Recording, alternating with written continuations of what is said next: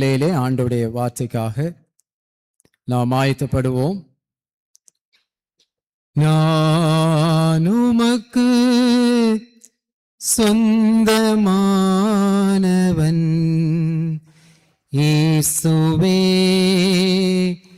நீர் எனக்கு தஞ்சமானவர்.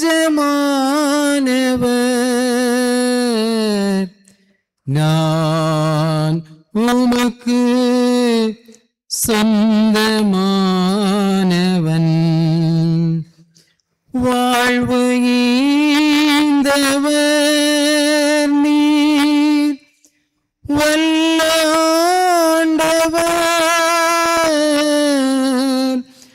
வாழ்வு ஈந்தவர் நீர், வல்லாண்டவர். என் வாழ்க்கை ஈகிறேன், நீர் ஏற்க வேண்டுவேன். என் வாழ்க்கை ஈகிறேன், நீர் ஏற்க வேண்டுவேன். நான் உமக்கு சொந்தமானவன், இயேசுவே நீர் எனக்கு தஞ்சமானவர். நான் உமக்கு சொந்தமானவன்.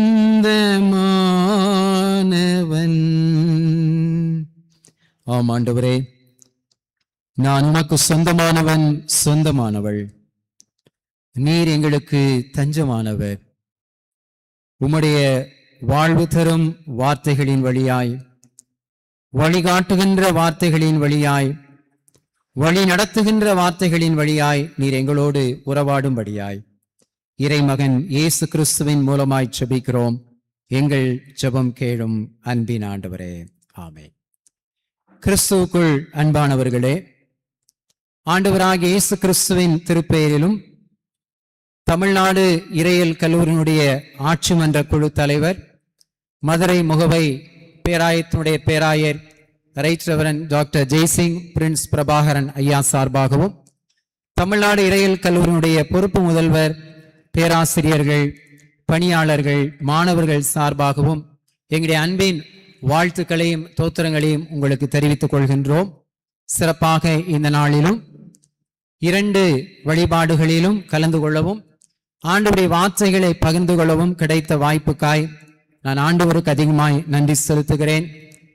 என்னை அன்போடு வரவேற்று இந்த வாய்ப்பை தந்த அருமையான இந்த திருச்சபையினுடைய தலைமை ஆயர் அவர்களுக்கும், மற்ற ஆயர் பெருமக்களுக்கும், திருச்சபையினுடைய செயலர், பொருளாளர், கமிட்டி அங்கத்தினர்கள், சபை மக்களாகிய உங்கள் யாவருக்கும் கல்லூரியின் சார்பாக என்னோடு இணைந்து இந்த வழிபாட்டிலே கலந்து கொள்கின்ற தமிழ்நாடு இறையியல் கல்லூரியின் மாணவர்கள் சார்பாக, குடும்பத்தினர் சார்பாக நன்றிகளையும் வாழ்த்துக்களையும் தெரிவித்துக் கொள்கின்றோம்.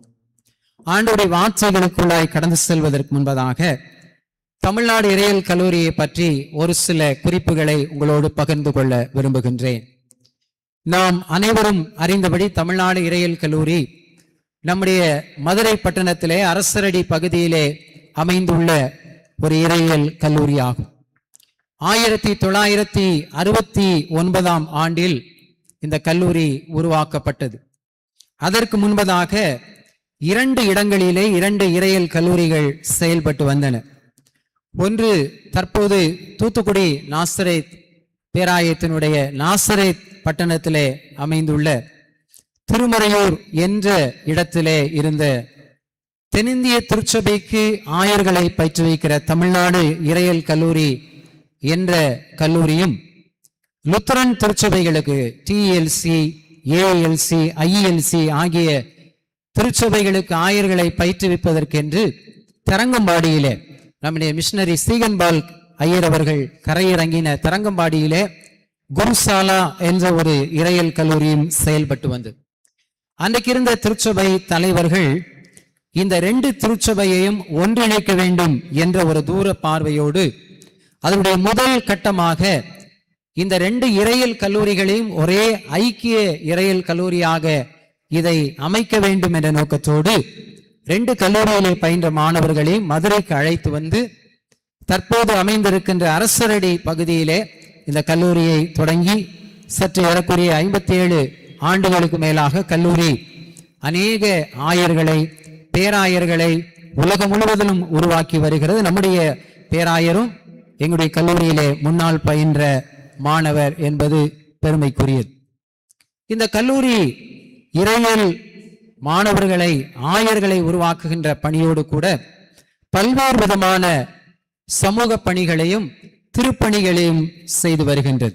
அதில் ஒன்றுதான் நம்முடைய அருமையான போதகர் ஐயா அவர்கள் சொன்னதைப் போல சிறையில் இருக்கின்ற சிறைச்சாலையில் இருக்கிற நண்பர்களுக்கு நற்செய்தி அறிவிக்கின்ற சிறை அருட்பணி, கைவிடப்பட்ட முதியோர்களை பராமரிக்கின்ற முதியோர் இல்லம் இன்ப இல்லம் என்று பசுமலையிலும், கைவிடப்பட்ட பெண்களை பராமரிப்பதற்கென்று அருளகம் என்ற ஒரு இல்லம் பசுமலையிலும், எய்ட்ஸ் நோயினால் பாதிக்கப்பட்டு மரண தருவாயில் இருக்கிற மக்களை பராமரிப்பதற்கென்று நம்முடைய ஒட்டஞ்சத்திரத்துக்கு அருகே அருளகம் ஹாஸ்பீஸ் என்ற நிறுவனம், இப்படியாக பல தொண்டு பணிகளையும் அதோடு கூட படிப்பதற்கு சிரமத்தில் இருக்கிற மாணவர்களுக்கு சிறு சிறு வகையிலே அவர்களுக்கு ஊக்கத்தொகை கொடுக்கின்ற பணிகளிலும் கல்லூரி ஈடுபட்டு வருகிறது. முற்போறு காலத்திலே வெளிநாட்டிலிருந்து நிறைய நமக்கு உதவித்தொகைகள் வந்த காலங்கள் உண்டு. தற்போது இருக்கிற நம்முடைய அரசாங்கத்தினுடைய பல்வேறு கட்டுப்பாடுகள், அரசாங்கத்தினுடைய இன்றைக்கு இருக்கிற சட்டங்கள் எல்லாம் இப்படிப்பட்ட நிறுவனங்களுக்கு வருகின்ற வெளிநாட்டு பணங்களை எல்லாம் தடை செய்திருக்கிற சூழ்நிலைகளையும் தற்போது நாம் அறிந்திருக்கிறோம். அதற்காக நிறைய முயற்சிகளை எல்லாம் நம்முடைய திருச்சபை தலைவர்கள் எடுத்து வருகிறார்கள். FCRA என்று சொல்லப்படுகின்ற வெளிநாட்டிலிருந்து நாம் பெறுகின்ற பணத்துக்குரிய அங்கீகாரத்தை இன்றைக்கு பல கிறிஸ்தவ நிறுவனங்களுக்கு நம்முடைய அரசாங்கம் தடை விதித்திருக்கிற ஒரு சூழ்நிலையிலே நாம் வாழ்ந்து கொண்டிருக்கிறோம். அப்படிப்பட்ட நிலையிலே இந்த கல்லூரியை ஜெபத்திலே நீங்கள் அதிகமாக தாங்கும்படியாக மிகுந்த அன்போடும் நான் பணிவோடும் நான் கேட்டுக்கொள்கிறேன். ஏனென்றால் இது உங்களுடைய கல்லூரி, உங்களுக்கு ஆயர்களை உங்களுக்கு ஊழியர்களை உருவாக்குகின்ற கல்லூரி. ஆகவே நீங்கள் அதிகமாக கல்லூரிக்காக கல்லூரியின் பணிகளுக்காக ஜெபிக்க நாங்கள் கேட்டுக்கொள்கிறோம். அதற்கு அடுத்ததாக இந்த கல்லூரியின் பணிகளை நீங்கள் ஜெபத்தோடு கூட தாங்கும்படியாக உங்களுடைய பங்களிப்புகளை காணிக்கைகளை நீங்கள் கொடுக்கும்படியாக நான் உரிமையோடும் அன்போடும் உங்களிடத்தில் நான் கேட்டுக்கொள்கிறேன். ஐயா அவர்கள் சொன்னதைப் போல ஆராதனை நிறைவிலே எங்களுடைய மாணவர்கள் நம்முடைய ஆலயத்தின் முகப்பிலே அவர்கள் காணிக்கையை பெற்றுக்கொள்வார்கள். ஒருவேளை நீங்கள் ஆன்லைன் மூலமாக பணம் செலுத்த வேண்டும் என்று நீங்கள் விரும்பினால் அதற்குரிய QR கோடும் அவர்களிடத்தில் இருக்கிறது, அதன் மூலமாகவும் நீங்கள் செலுத்தலாம்.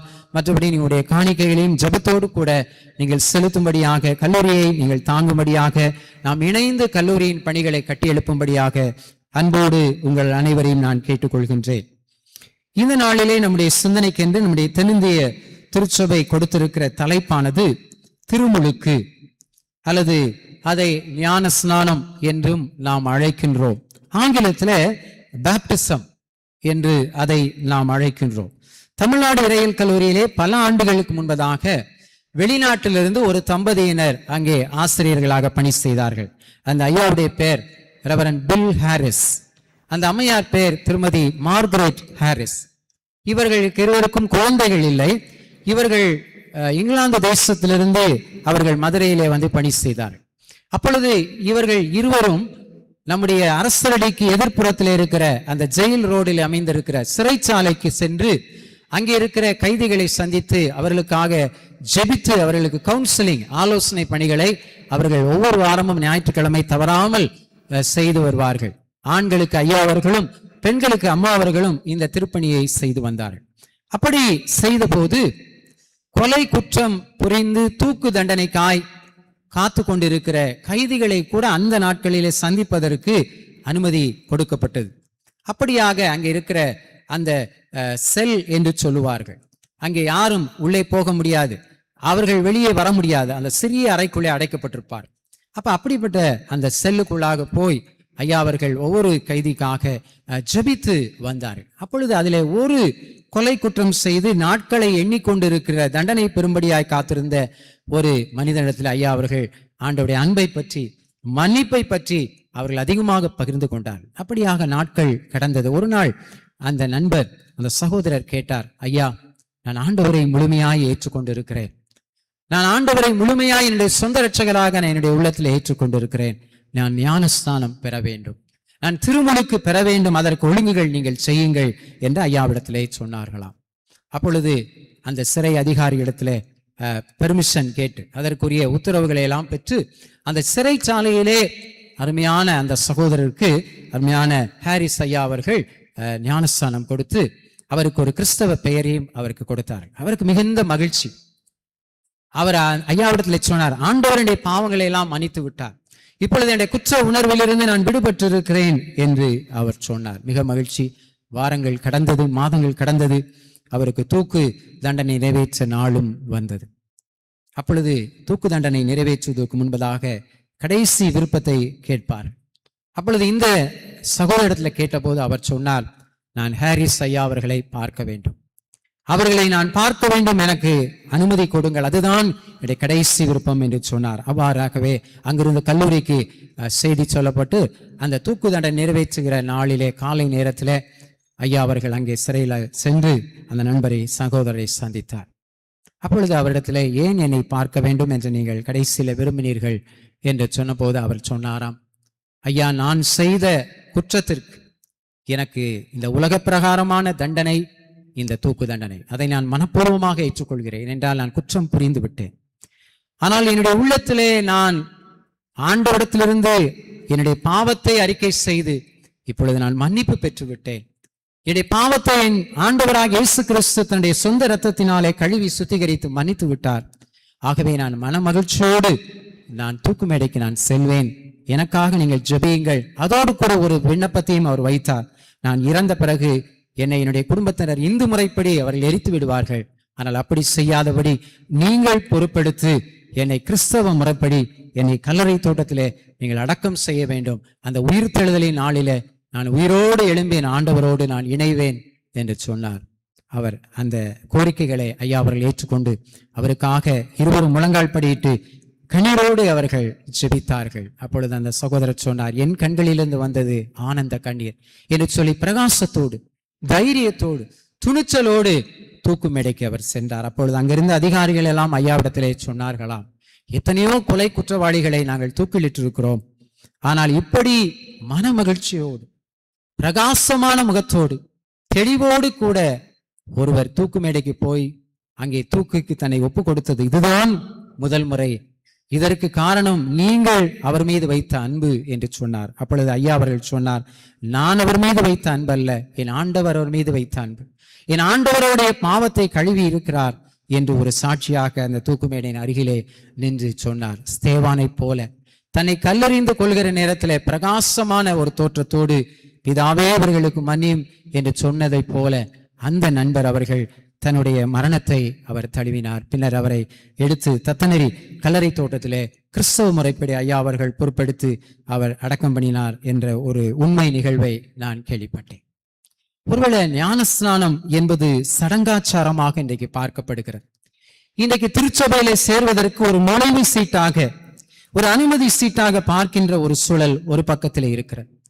இன்னொரு பக்கத்திலே நாம் பார்க்கும்போது தெளிப்பு ஞானஸ்தானம் சரியா, முழுக்கு ஞானஸ்தானம் சரியா, குழந்தை ஞானஸ்தானம் சரியா, பெரியவர்களாய் ஞானஸ்தானம் எடுப்பது சரியா என்ற ஒரு சர்ச்சை இன்றைக்கு போய்கொண்டிருக்கின்ற சூழல்.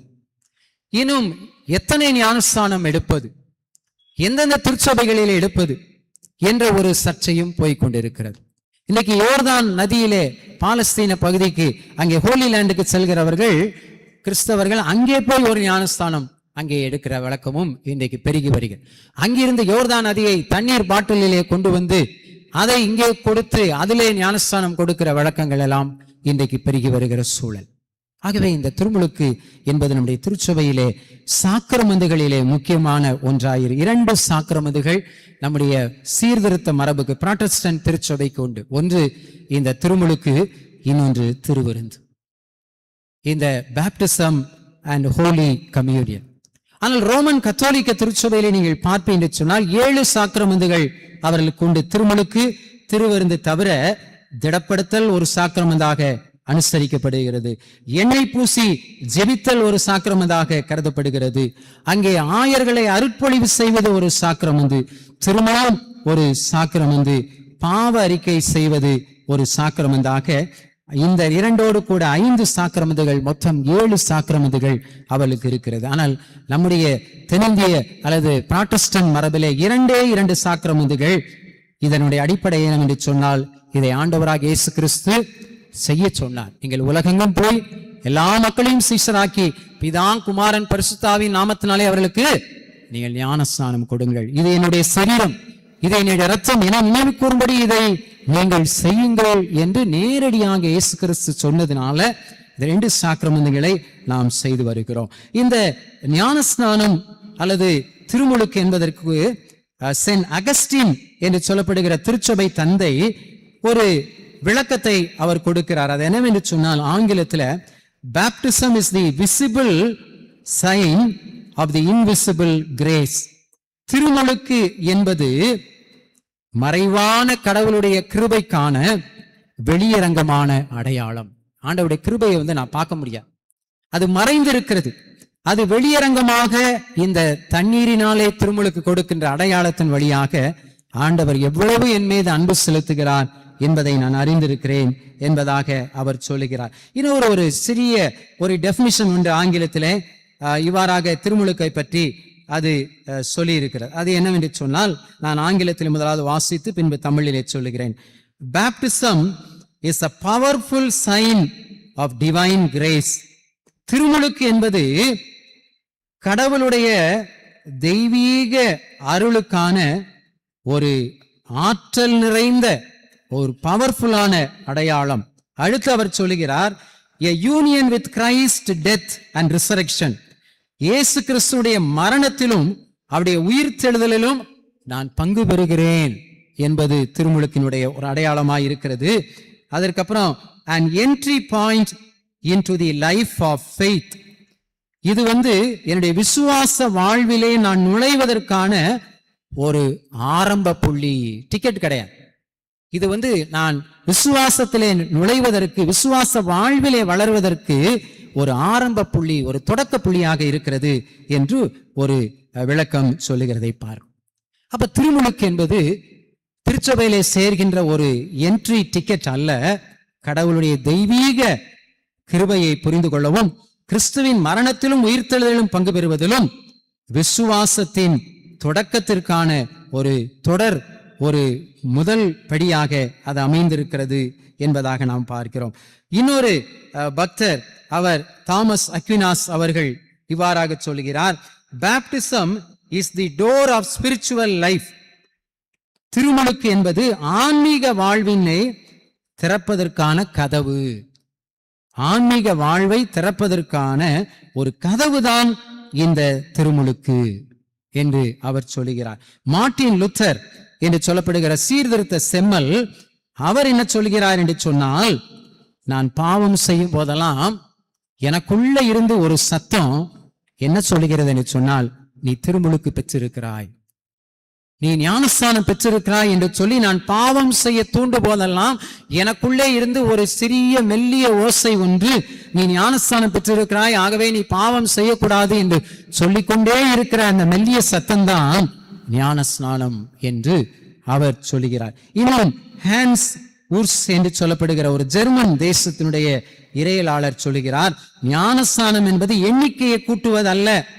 Baptism is not increasing membership. எங்க திருச்சபையில 200 பேர் ஞானஸ்தானம் பெற்றிருக்கிறார்கள், இப்பொழுது 400 பேர் பெற்றிருக்கிறார்கள் என்று சொல்வதற்கும் பெருமைப்படுவதற்கும் அல்ல, but to consecrate a human being to God. ஒரு மனிதனை கடவுளுக்கு என்று பிரதிஷ்டை செய்வதுதான் இந்த திருமுழுக்கு, அது எண்ணிக்கையை கூட்டுவது அல்ல என்று அவர் திருமுழுக்கை குறித்து அங்கே சொல்லி. இன்னும் ஒரு பெண் இறையலாளர் டாரத்தி பாஸ் என்ற ஒரு அம்மையார் இவ்வாறு சொல்கின்றார், திருமுழுக்கு என்பது நேற்றைய பாவத்திலிருந்து எனக்கு விடுதலை கொடுத்திருக்கிறது என்ற உறுதியையும், நாளைய தினத்திலே நான் பாவம் செய்யும் போது அதை உணரும் போது என்னை மீண்டுமாய் ஆண்டவர் ஏற்றுக்கொள்வார் என்பதற்கான அடையாளம். இது பாவம் செஞ்சுக்கிட்டே போறதற்கான லைசன்ஸ் இல்ல. நேற்று மன்னித்த ஆண்டவர் நாளைய தினத்திலும் மன்னிப்பதற்கு அவர் காத்து கொண்டிருக்கிறார் என்பதை உணர்த்தும்படியாக இருக்கிறது என்பதாக அங்கே சொல்லுக. ஒரே ஒரு இறையிலாளர் சொன்னதை மட்டும் சொல்லி ஆண்டவருடைய வார்த்தைக்குள்ளாய் கடந்து சொல்லுவோம். வாட்ச்மேன் மீ என்று சொல்கின்ற ஒரு அருமையான ஒரு ஊழியர் சொல்லுகிறார், baptism is an outward testimony of inward transformation. Baptism is an outward testimony of inward transformation. என்னுடைய வாழ்விலே உள்ளார்ந்த மாற்றத்தை சாட்சியாக வெளியே சொல்வதற்கான ஒரு அடையாளம் தான் இந்த திருமுழுக்கு என்று சொல்கின்றார். ஆகவே இந்த ஞானஸ்நானம் என்பது தண்ணீரிலேயோ கொடுக்கின்றவரிடத்திலோ எந்த திருச்சபையிலே வாங்குகின்றோம் என்பதிலே அல்ல, என்னுடைய வாழ்க்கையிலே என்ன மாற்றம் ஏற்பட்டிருக்கிறது என்பதை உணர்த்தும்படியாக இருக்கிறது. இன்னைக்கு நம்ம சிறு பிள்ளைகளுக்கு ஞானஸ்தானத்தை நம்முடைய திருச்சபையில கொடுக்கிறோம். அதை இன்னைக்கு நிறைய திருச்சபைகள் மறுக்கிறாங்க. குழந்தைக்கு ஒன்றுமே தெரியாது, குழந்தைக்கு புரியாது என்றெல்லாம் சொல்லுகிறார்கள். ஆனால் நம்முடைய திருச்சபைகளிலே திடப்படுத்தல் என்று ஒன்று இருக்கிறது. மற்ற ஆவிக்குரிய சபைகள் என்று சொல்லுகிற இடத்துல திடப்படுத்தல் கிடையாது. ஞானஸ்தானம் பெற்ற பின்பதாக நேரடியாக திருவிருந்திலே அவங்க பங்கு பெறுவாங்க. ஆனால் நமக்கு திடப்படுத்தல் இருக்கிறது, அது ஒன்று. இன்னும் திருமறையில பாத்தீங்கன்னா அந்த சிறைச்சாலை காவலனும் அவருடைய வீட்டாரும் ஞானஸ்தானம் பெற்றார்கள். லீதியாலும் அவருடைய வீட்டாரும் ஞானஸ்தானம் பெற்றார். வீட்டார் என்று சொல்லும்போது அதுல ஆண்கள், பெண்கள், பெரியவர்கள், பிள்ளைகள் எல்லாருமே உள்ளடங்கும். அதனால பெரியவங்களுக்கு தான் கொடுத்தாங்க அப்படின்னு திருமறையை வைத்து நாம் சொல்வதற்கும் இல்லை. அனைவருக்கும், ஒருவேளை பெரியவர்களாய் எடுக்கிறவர்களுக்கும் அதே தான், சிறு பிள்ளைகளாய் எடுப்பதற்கும் அதே தான். நீங்கள் லூக்கா எழுதின நற்செய்தி நூல் 4ஆம் அதிகாரத்திலே பார்க்கும்போது அங்கே யோவான் ஸ்நானகன் அங்கே 3ஆம் அதிகாரத்துல ஞானஸ்நானம் கொடுத்து கொண்டிருக்கிறதை அந்த அதிகாரத்திலே நாம் பார்க்கிறோம். தன்னிடத்திலே அங்கே ஞானஸ்நானம் பெறும்படியாக அங்கே நிறைய மக்கள் அங்கே வந்து கொண்டிருக்கிறார்கள். அங்கே 6வது வசனத்தை யாராவது வாசியுங்கள். லூக்கா 3:6.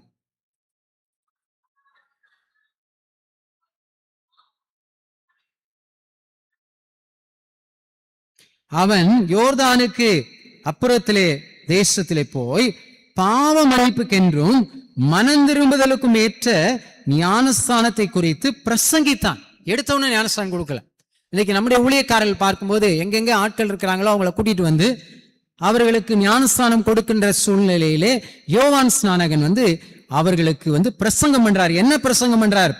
ஆசீர்வாதமான பிரசங்கம் அல்ல, பாவ மன்னிப்புக்கென்றும் மனம் திரும்புதலுக்கும் என்ற ஞானஸ்தானத்தை நீங்கள் பெற்றுக்கொள்ளுங்கள் என்று சொல்லி 7வது வசனத்தை நான் வாசிக்கிறேன். அங்கே ஜனங்களை நோக்கி சொல்றாரு, விரியன் பாம்பின் குட்டிகளே, வரும் கோபத்துக்கு தப்பித்துக் கொள்ள உங்களுக்கு வகை காட்டினவன் யார்? இப்படி சொன்னா யார் வருவா? விரியன் பாம்பு என்பது உலகத்திலே விஷம் அதிகமாக இருக்கிற பாம்பு.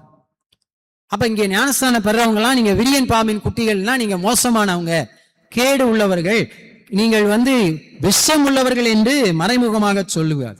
அப்படி சொல்லி நீங்க என்ன செய்ய வேண்டும்? அப்படிப்பட்ட விரியன் பாம்புகளாய் வருகின்ற நீங்கள் மனம் திரும்புதலுக்கு ஏற்ற கனிகளை கொடுங்கள். ஆபிரகாம் எங்களுக்கு தகப்பன் என்று உங்களுக்குள்ளே நீங்கள் சொல்லிக்கொள்ள தொடங்காதிருங்கள். தேவன் இந்த கல்லுகளினாலே ஆபிரகாமுக்கு பிள்ளைகளை உண்டு பண்ண வல்லவராய் இருக்கிறார் என்று உங்களுக்கு குல பெருமை என்று சொல்லி உங்களுடைய பெருமைகளை சொல்லிக் கொள்ளாதீர்கள். கல்லிலிருந்து கூட ஆபிரகாமுக்கு என்ன செய்வாராம்? பிள்ளைகளை உண்டு பண்ணுவதற்கு கடவுள் ஆற்றல் உள்ளவராய் இருக்கிறார். இப்பொழுதே கோடரியானது மரங்களின் வேரருகே வைக்கப்பட்டிருக்கிறது. ஆக நல்ல கனி கொடாத மரம் எல்லாம் வெட்டுண்டு அக்கினியிலேயே போடப்படும். இப்படி ஒருத்தர் சொன்னா எப்படி இருக்கும்? கையில கோடாலி வச்சிருக்கிற விரியன் பாம்பின் குட்டிகளே, நீங்க ஞானஸ்தானம் பெற வரீங்களே அப்படின்னு சொன்னா ஒருத்தருமே அங்க இருக்க மாட்டாங்க. ஆனால் அப்படி சொன்னதுக்கு பின்பதாகவும் கனி கொடுக்கிற ஒரு வாழ்வு, மனம் திரும்புதலுக்கு ஏற்ற ஒரு வாழ்வு, பரிசுத்தத்துக்கு நேரான ஒரு வாழ்வை நீங்கள் வாழ வேண்டும் என்று சொல்லும் போது அந்த ஜனங்கள் எல்லாம் அது எத்தனை பேர் திரும்பி போயிட்டாங்கன்றது நமக்கு தெரியல. பாதி பேருக்கு மேல போயிருப்பாங்க, முக்காவாசி கூட போயிருக்கலாம். ஆனா கொஞ்சம் பேர் அந்த 10வது வசனத்தில் அப்படியான அப்பொழுது ஜனங்கள் அவனை நோக்கி, அப்படியானால் நாங்கள் என்ன செய்ய வேண்டும் அப்படின்னு கேட்கிறாங்க. ஞானஸ்தானத்தை எடுத்தையும் கவிழ்த்தையும் கொடுக்கல, பிரசங்கம் பண்றார், மனம் திரும்புதலை பற்றி சொல்றார், கனி கொடுப்பதை பற்றி சொல்லுகிறார். அங்க எல்லாவற்றையும் சொல்லும் போது அவங்களே மனமோந்து வர்றாங்க. அவங்களே கேட்கிறாங்க, நாங்க என்ன செய்யணும் என்று கேட்க. இதே போலதான் அப்போஸ்தலர் நடவடிக்கைகள்ல 2ஆம் அதிகாரத்துல அந்த ஆதி திருச்சபையிலே அங்கே பேதுரு அங்கே ஒரு அருளுரை ஆற்றுகின்றார். அப்படி அருளுரை ஆற்றும் போது அந்த 2ஆம் அதிகாரத்தினுடைய பிற்பகுதியில நீங்க பார்ப்பீங்க சொன்னால், குறிப்பாக 27வது வசனத்தையும் 28 யாராவது வாசிங்க. 37, 38 2 37, 38.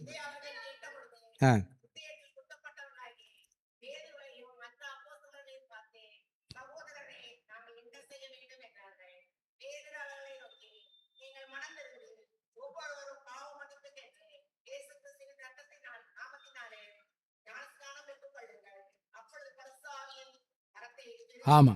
அப்பொழுது பேதுருவையும் அப்போஸ்தலரையும் பார்த்து, அங்கே சகோதரரே நாங்கள் என்ன செய்ய வேண்டும்?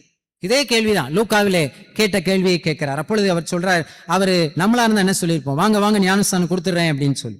அப்பொழுது அவங்க நீங்க மனம் திரும்ப வேண்டும், இயேசு கிறிஸ்துவின் நாமத்தினாலே ஞானஸ்தானம் பெற்றுக்கொள்ளுங்கள், அப்பொழுது பரிசுத்த ஆவியை நீங்கள் பெற்றுக்கொள்வீர்கள் என்று சொல்லும்போது, அங்கே இன்னும் அநேக வார்த்தைகளை சாட்சியாய் கூறி மாறுபாடு உள்ள சந்ததியை விட்டு நீங்கள் விலகி உங்களை ரட்சித்துக் கொள்ளுங்கள் என்று புத்தி சொன்னான். அவனுடைய வார்த்தைகளை சந்தோஷமாய் ஏற்றுக்கொண்டவர்கள் ஞானஸ்தானம் பெற்றார்கள். அங்க எத்தனை பேர் அன்றைக்கு ஞானஸ்தானம் பெற்றாங்க? ஏறக்குறைய 3000 பேர் ஞானஸ்தானம் பெற்று திருச்சபையிலே சேர்த்துக்கொள்ள. எப்பொழுதுமே இந்த 3000ன்றது ஒரு பெரிய எண்ணிக்கையை நம்ம சொல்லி பெருமைப்பட்டுக் கொள்வோம். ஆனா வந்தது நான் நினைக்கிறேன் 10,000க்கு மேல வந்திருப்பாங்கன்னு நினைக்கிறேன். ஆனா இந்த வார்த்தைகளை கேட்டு மனம் திரும்பி இருதயத்திலே குத்தப்பட்டு தங்களுடைய பாவத்தை அறிந்து அறிக்கை செய்து உணர்ந்தவர்கள் அங்கே 3000 பேர். இதை பெருமையாய் நம்ம பல நேரத்தில் எண்ணிக்கையை வைத்து சொல்லுவோம். எண்ணிக்கை அல்ல, நம்முடைய வாழ்வுதான் முக்கியமாக இருக்கிறதை பார்க்கிறோம். மீண்டும் அந்த லூக்கா 3ஆம் அதிகாரத்தில் நீங்கள் பார்ப்பீங்க சொன்னால், அங்கே இருக்கிறவங்க ஜனங்கள் நாங்கள் என்ன செய்ய வேண்டும் என்று சொல்லும்போது, அங்கே 11ஆம் வசனத்தை சொல்லி, அவர்களுக்கு அவர் பிரதியுத்தரமாக 2 அங்கிகளை உடையவன் இல்லாதவனுக்கு கொடுக்க கடவன், ஆகாரத்தை உடையவனும் அப்படியே. ஞானஸ்தானத்துக்கும் உணவுக்கும் உடைக்கு என்னங்க சம்மந்தம் அப்படின்னு கேட்கலாம். ஆனால் இங்கே சொல்லுகின்றார், நீங்கள் ஞானஸ்தானம் பெறுவதோடு மட்டுமல்ல, கனி கொடுக்க. கனி தான் என்ன கனி? 2 ஆடை வைத்திருந்தால் 1 ஆடையை கொடு, இல்ல யாருக்காவது உணவு இல்லாவிட்டால் உன்னுடைய உணவை பகிர்ந்து கொடு. இன்னும் ஆயக்காரர்கள் அவரிடத்துல ஞானஸ்தானம் பெறும்படியாய் அவங்க கேட்கிறாங்க, நாங்கள் என்ன செய்ய வேண்டும்? எல்லாருக்கும் ஒரே டீச்சிங் இல்லை. அங்கே மக்களுக்கு ஒரு டீச்சிங். ஆயக்காரர்கள்லாம் யாரு? அவங்க வரி வசூலிக்கிறவர்களாய் இருக்கிறவர்களாய், சகை போன்றவர்களாய் இருக்கிறவங்க. அவங்க கேட்கும் போது அவங்களுக்கு என்ன சொல்றாரு? உங்களுக்கு கட்டளையிட்டு இருக்கிறதுக்கு அதிகமாய் நீங்கள் ஒன்றும். ஏன்னா அந்த நாட்கள்ல வரி வசூலிக்கிறவங்க அதிகமாக வரி வசூலிப்பாங்க. அதனால சகை அவங்க வீட்டுக்கு இயேசு கிறிஸ்து போன உடனே ஒரு ஸ்டேட்மெண்ட் சொல்றாரு, என்னுடைய ஆஸ்தியை பாதி நான் ஏழை கொடுக்கிறேன், ஒரு இடத்துல அநியாயமா ஏதாவது நான் வாங்கினது உண்டானால் 4 தனியாக திரும்பும். அப்ப என்ன நடக்குதுருக்கு? ஏழைகளுக்கு கொடுக்க வேண்டிய காசெல்லாம் அவன் வைத்திருந்தான். அநியாயமா 100 ரூபாய் வட்டி வரி வசூலிக்க இடத்துல 400 ரூபாய் அவன் வாங்கியிருக்கிறான். அதெல்லாம் உணர்ந்து அங்கே அறிக்கை செய்யும். அப்பொழுது ஆண்டவர் சொல்லுகிறார், இன்றைக்கு இந்த வீட்டுக்கு ரட்சிப்பு பிறந்து இவனும் ஆபிரகாமுக்கு இவனும் என்று சொல்லி இருக்கிறது. ஏற்கனவே ஆபிரகாம் குமாரன் தான். ஆனால் தன்னுடைய பணியிலே அவன் பாவத்திலே வாழ்ந்த போது அந்த ஆபிரகாமனுடைய பிள்ளை என்ற தன்மையை இழந்து போனவனுக்கு மீண்டும் அதை நான் கொடுக்கிறேன் என்று அங்கே சொல்லுகிறது. அடுத்து போர் சேவகர்கள் 14ஆம் வசனத்துல, போர் சேவகர்கள் அவனை நோக்கி நாங்கள் என்ன செய்ய வேண்டும் என்று கேட்டார்கள். அதற்கு அவன், நீங்கள் ஒருவருக்கும் இடுக்கண் செய்யாமலும் பொய்யாய் குற்றம் சாட்டாமலும். முக்கியமான பாயிண்ட், உங்கள் சம்பளமே. இன்னைக்கு நம்ம போலீஸ்காரங்களை கூட இதுல கம்பேர் பண்ணிக்கலாம். பொய் குற்றம், இத்தனை கேஸை பிடிக்கணும் அப்படின்னு சொன்னா, அப்பாவியா போயிட்டு இருக்கிறவங்கள அவன் போதைப் பொருள் வச்சிருந்தான், குடிச்சிட்டு அவன் வாகனத்தை ஓட்டினா என்று சொல்லி அவர்களை அநியாயமாய் குற்றம் சாட்டுகிறதை போல அன்றைக்கு இருந்த போர் சேவகர்கள். அடுத்து, யாருக்கும் நீங்க தேவையில்லாம துன்பத்தை கொடுக்காதீங்க, யாரையும் நீங்க பயமுறுத்தாது. காவல்துறை மக்களின் நண்பன் அப்படின்னு சொல்றாங்க. ஆனா இன்னைக்கு எப்படி போயிட்டு இருக்குன்றது நம்ம எல்லாருக்கும் தெரியும் இல்ல. 3வது பாயிண்ட், உங்களுக்கு சம்பளமே போதும் என்று இருங்க. இன்னைக்கு ஞானஸ்தானம் பெறவங்ககிட்ட இதெல்லாம் சொன்னோம்னா, போயா நீனும் ஞானஸ்தானம், வாழ்க்கையில் என்ன இருக்கு? எல்லாத்தையும் கொடுன்னு சொல்ற, சம்பளம் போதும்னு சொல்ற, தீங்கு செய்யாதன்னு சொல்ற, தவறு பண்ணாதன்னு சொல்ற, இப்படி ஒரு ஞானஸ்தானம் தேவையா என்று இன்றைக்கு சொல்லுவார்கள். ஆனால் அன்றைக்கு யோவான் கொடுத்த ஞானஸ்தானம், பேதுருவிடத்திலே பெற்ற ஞானஸ்தானம் சாதாரணமாய் தண்ணீரிலே முக்கி எழுக்கின்ற, தண்ணீரை தெளித்து ஏதோ அவர்களை உள்ளே இழுக்கின்ற ஒரு ஏதுவாக அல்ல, முழுமையான மாற்றத்தை கொடுக்கின்ற ஒன்றாக இருந்தது. நான் ஒரு கிராம திருச்சபையிலே பணி செய்த போது ஒரு ஐயா எனக்கு முழுக்கு ஞானஸ்தானம் கொடுக்க வேண்டும் என்று அவரிடத்திலே கேட்டார். அப்பொழுது நான் அவரிடத்திலே ஒரு சில நாட்கள் அவரோடு பேசி அவர் வீட்டுக்கெல்லாம் போய் ஜெபம் பண்ணிட்டு பாவத்தை பற்றியும் மீட்பை பற்றியும் அவர்கிட்ட சொன்னேன். அப்போ ஞானஸ்தானம் கொடுக்க வேண்டிய நாள் வந்தது. அந்த ஊர்ல இருக்கின்ற ஒரு தொட்டியில, ஒரு பம்ப் செட் தொட்டியில ஆராதனை முடிந்தவுடனே சபையார் நாங்களாம் போய் அவர் தண்ணிக்குள்ளே இறங்கினார். நானும் இறங்கி விட்டு பிதா என்று சொல்லி அவரை தண்ணிக்குள்ளாக முக்கினேன். அவர் பாக்கெட்ல இருந்து ஒரு பீடி கட்டு அப்படியே வந்து தண்ணியில மிதந்துச்சு. என்ன பண்றேன்னு எல்லாருக்கும் தெரியல. குமாரன் என்று அடுத்த முறை முக்கிறோம், ஒரு தீப்பெட்டி வெளியே வந்து அதுவும் தண்ணியில மிதக்குது. பரிசுத்த ஆவி என்று சொல்லி நான் சொல்லும்போது அங்கே ஒரு பொடி டப்பா வெளியே வந்து இதுவும் தண்ணியில மிதக்குது. அப்ப என்ன பண்றேனே தெரியல. இதை யார் எடுத்து போடுறது, எனக்கு அதை எடுக்கிறதா அப்படின்றது, நான் அங்கே போட்டு நிற்கிறேன், பீடி கட்டை தூக்குறதா, பொடி டப்பாவை தொடுறதா, அவருக்கு ஞானஸ்தானம் வாங்கிட்டாரு, அவருக்கு அதை தொடுறதான்னு பயம். அப்புறம் அங்கே பக்கத்தில் ஒரு சின்ன பையன் இருந்தான், அவனை தூக்கி தம்பி வெளியே போடு அப்படின்னு சொல்லி போட்டுட்டு அதுக்கப்புறம் வந்துட்டு அப்புறம் அவர் என்கிட்ட வந்து சொன்னார், ஐயா நான் இந்த பழக்கங்கள்லாம் எனக்கு இருந்துச்சு, நான் கோயிலுக்கு வரும்போது இதை தூக்கி போட்டுட்டு இங்கே வரணும்னு தான் நான் வந்தேன், ஆனால் நேரம் ஆயிடுச்சு, அவசரத்தில் அது என் பாக்கெட்டில் இருந்துருச்சியா அப்படின்னு சொல்லிட்டு அவர் ஒரு உருக்கமான ஒரு வாக்கியத்தை சொன்னார். எனக்குள்ளாக மூழ்கி இருந்த இந்த பாவங்கள் நான் இந்த தண்ணீரிலே மூழ்கும் போது அவை வெளியே மிதந்தது. எனக்குள்ளே வெளியே தெரியாமல் இருந்த அந்த பழக்கங்கள், மூழ்கி இருந்த பழக்கங்கள் நான் தண்ணீரிலே மூழ்கும் போது வெளியே லேசாக மிதந்தது என்று அவரை அடையாளப்பூர்வமாக சொல்லி, இனி இது ஒரு சாட்சி. இங்கே சுத்தி இருந்த மக்கள் எல்லாம் என்னை பார்த்துட்டாங்க, இந்த பழக்கம் உடையவர் என்று தெரியும், இங்கே அதை நான் வைத்திருந்தேன் என்று தெரியும், இனி இதை நான் ஒரு நாளும் என்னுடைய கையிலே நான் தொடமாட்டேன் என்பதற்கு சாட்சி தாயா அது மிதந்தது அப்படின்னு சொன்னார். எனக்கே அது ரொம்ப ஆச்சரியம். நான் அதை எப்படி பார்ப்பது என்று நினைத்த போது அவர் அப்படி சொன்னார்.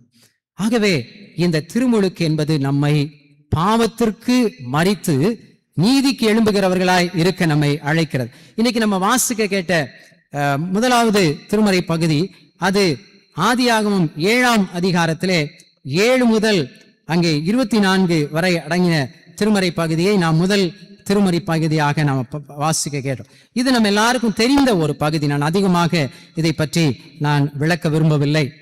இங்கே நேரடியாக ஞானஸ்தானத்தை பற்றி சொல்லாவிட்டாலும் இங்கே தண்ணீரை பற்றி இங்கே அதிகமாய் சொல்லப்பட்டிருக்கிறது. இந்த நோவாவுடைய காலத்திலே இந்த பேழையிலே எத்தனை பேர் காக்கப்பட்டார்கள் என்று சொல்லப்படுகிறது? 8 பேர் இல்ல, 8 பேர். அது யார் யாரெல்லாம்? அந்த 8 பேர். ஒன்று வந்து நோவா, நோவாவுடைய மனைவி, அவருடைய 3 மகன்கள். 3 மகன்களுடைய பெயரும் கொடுக்கப்பட்டிருக்கிறது. சேம், காம், யாப்பேத். அவருடைய மனைவிமார், அவங்க பேர் வந்து கொடுக்கப்படவில்லை. 8 பேர் மாத்திரம் காக்கப்பட்டார். ஏன் இந்த 8 பேர் மாத்திரம் காக்கப்பட்டார்கள்? ஏன் இந்த 8 பேர் மட்டும் அங்கே பாதுகாக்கப்பட்டார்கள் என்பதற்கு அங்கே நீங்கள் பார்த்தீங்கன்னா முதலாவது 7:1 வாசிங்களேன்.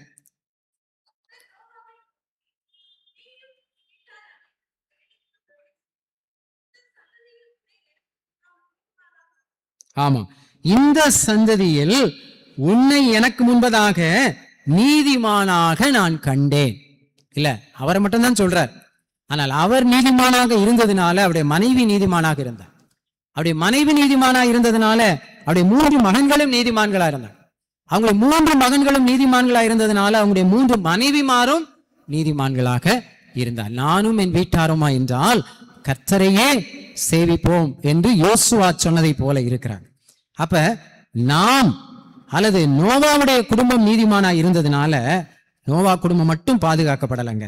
அங்க இருக்கிற எல்லா உயிரினங்களும், அங்க இருக்கிற எல்லா பறவைகளும், ஆகாயத்து பறவைகளும், அங்கே இருக்கிற விலங்குகள் எல்லாமே அந்த பேழைக்குள்ளே ஜோடி ஜோடியாக அங்கே போனது என்பதாக நம்ம பார்க்கிறோம். பறவைகள், விலங்கினங்கள், அங்கே தூய்மையான விலங்குகள், அசுத்தமான விலங்குகள் எல்லாமே ஜோடி ஜோடியாக அங்கே போனது.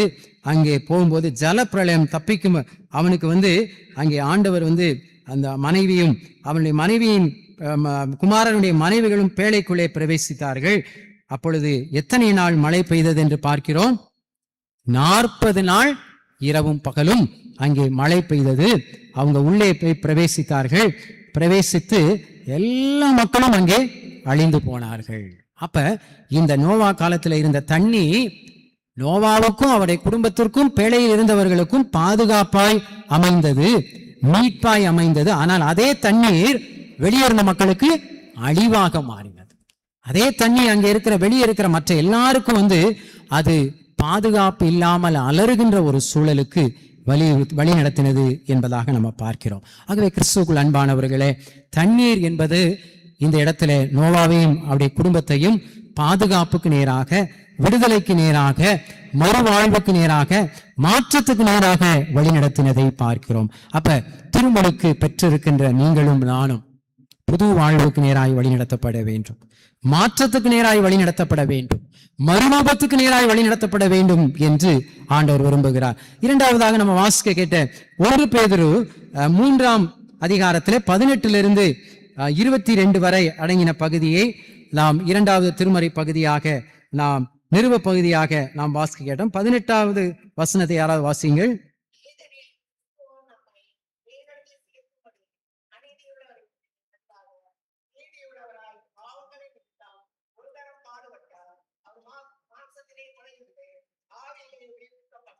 ஆமாம்.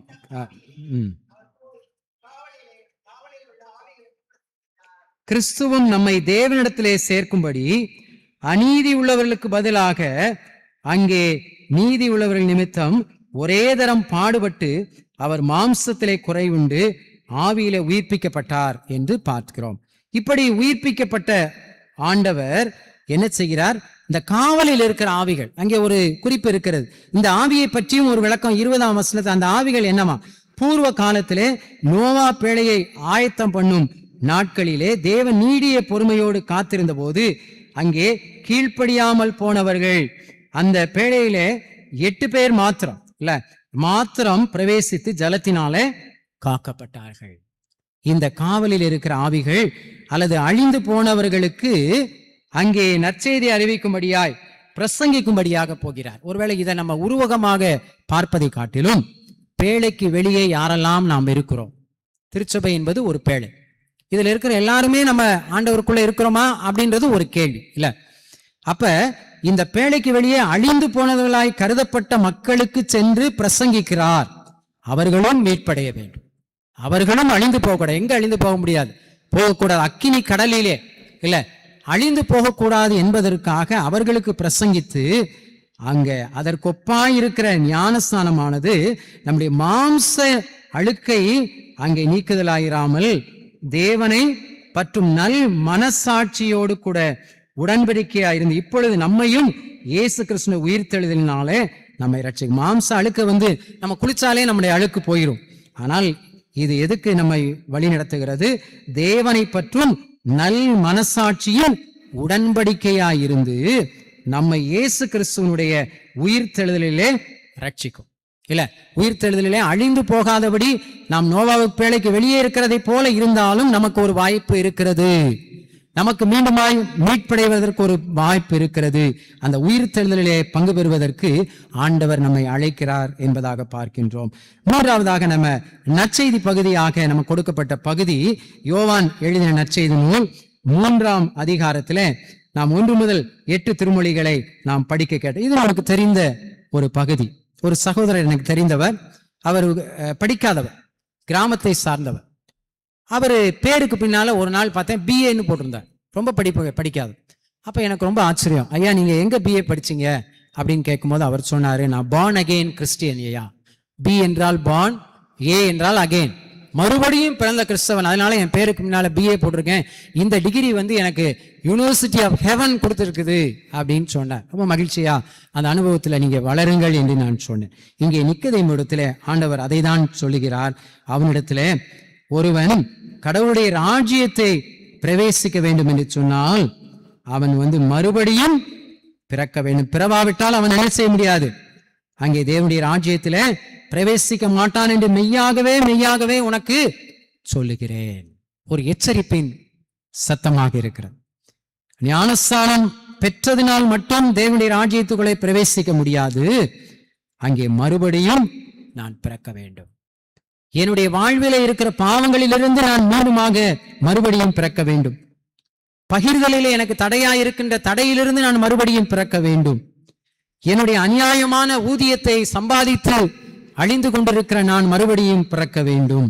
அப்பொழுது அவர் கேட்கிறாரு, நிக்கதேமு நல்ல கற்றவர், திரும்ப நான் எப்படி எனது தாயின் கற்பத்துக்கு நான் 2வது முறை போக முடியும் அப்படின்னு சொல்லும் போது இயேசு பிரதியுத்தரமாக, ஒருவன் ஜலத்தினாலும் ஆவியினாலும் பிறவாவிட்டால் தேவனுடைய ராஜ்யத்திலே பிரவேசிக்க மாட்டான் என்று மெய்யாகவே உனக்கு சொல்லுகிறேன். அங்க யோவான் ஸ்நானம் கொடுக்கும்போது நான் ஜலத்தினாலே ஞானஸ்தானம் கொடுக்கிறேன், எனக்கு பின்னால ஒருவர் வருகிறார், அவர் எதனால ஞானஸ்தானம் கொடுப்பார்? அக்கினியினாலும் தூய ஆவியினாலும் ஞானஸ்தானம் கொடுப்பார். அக்கினியினால ஞானஸ்தானம். அக்கினி என்பது ஒரு தீயதை சுட்டெரிக்கின்ற ஒரு அடையாளம். குப்பை இருக்குன்னு சொன்னா அதுல கொஞ்சம் நெருப்பை கொளுத்தி நீங்க ஒரு தீக்குச்சியை போட்டீங்கன்னா அந்த இருக்கிற குப்பைகள் எல்லாம் அழிந்து சாம்பலாம். அக்கினியினாலும் பரிசுத்த ஆவியினாலும் ஞானஸ்தானம் பெற கொடுப்பார் என்று சொல்லுவதை பார்க்க. மாம்சத்தினால் பிறப்பது மாம்சமாயிருக்கும், ஆவியினால் பிறப்பது ஆவியாயிருக்கும். நீங்கள் மறுபடியும் பிறக்க வேண்டும் என்று நான் உங்களை சொன்னதை குறித்து நீங்கள் அதிசயப்பட வேணாம். காற்றானது தனக்கு இஷ்டமான இடத்திலே வீசுகிறது, இன்ன இடத்திலிருந்து அது வீசுகிறது, இங்கே போகிறது என்பதை நம்ம பார்க்க முடியாது, கேட்கலாம், உணரலாம். அப்ப என்னுடைய வாழ்க்கையில ஞானஸ்தானம் நான் பெற்றிருக்கிறேன், மறுபடியும் பிறந்திருக்கிறேன்னு பேருக்கு பின்னால BA போடுறதும் நான் அதை பெருமையாய் சொல்வதும் அல்ல. ஒரு காத்து நம்ம மேல படும்போது அந்த உணர்வு எப்படி இருக்கு அதை பார்க்க முடியாது. அப்ப என்னுடைய வாழ்விலே பரிசுத்த ஆவியை மற்றவர்கள் உணர வேண்டும். கிறிஸ்து அவன், நம்ம கொடுக்கப்பட்டிருக்கிற பெயர் கிறிஸ்தவன், கிறிஸ்தவள். அப்ப என்னை பார்த்து ஞானஸ்தானம் பெற்றதுனால கிறிஸ்தவன் என்று சொல்லல், என்னுடைய வாழ்க்கையை பார்த்து மற்றவர்கள் அறியும் போது என்னுடைய ஞானஸ்தானம் இந்த 4 சுவருக்குள்ள அல்லது தண்ணி தொட்டிக்குள்ள அல்லது ஆற்றுக்குள்ள அல்லது யோர்தானிலே நின்று போகின்ற ஒன்று அல்ல. அதிலிருந்து வெளியே என்னுடைய வாழ்க்கையிலே கடைசி வரை தொடரும் போது நிச்சயமாக ஞானஸ்தானம் அர்த்தமுள்ளதாக, ஆழமானதாக, அடுத்தவரை அது கவருகின்றதாக இருக்கும். அப்படி இராமல் நாம் அடையாளமாகவே நாம் வைத்திருப்போம் என்று சொன்னால் எந்த பலனும் இல்லை. அப்படிப்பட்ட கிருபைகளை ஆண்டவர் நமக்கு தருவாராக. தலைகளை தாழ்த்தி ஜெபம் செய்வோம். நேசிக்கிற அன்பின் ஆண்டவரே, இந்த நாளிலும் உங்களுடைய வார்த்தைகளின் மூலமாய் நீர் எங்களோடு பேசினீர். நாங்கள் எல்லாரும் ஞானஸ்தானம் எடுத்திருக்கோம் ஆண்டவரே. ஆனால் எங்களுடைய ஞானஸ்தான வாழ்வு எப்படி இருக்கிறது? சடங்காச்சாரமாக ஏதோ குழந்தையாக எடுத்தேன், பெரியவனாய் எடுத்தேன், நான் மூழ்கி எடுத்தேன், தெளித்து எடுத்தேன் என்று சொல்லி அது சடங்குகளாக கடந்து போகாதபடி என்னுடைய வாழ்வாகவே மாற வேண்டும். அது மனம் திரும்புதலுக்கு வழி நடத்த வேண்டும், பாவ அறிக்கைக்கு நேராய் வழி நடத்த வேண்டும், கனி கொடுப்பதற்கு வழி நடத்த வேண்டும். அப்படிப்பட்ட கிருபைகளை ஆண்டவர் தந்து நம்மை ஆசீர்வதித்து வழி நடத்துவாராக. ஆமென்.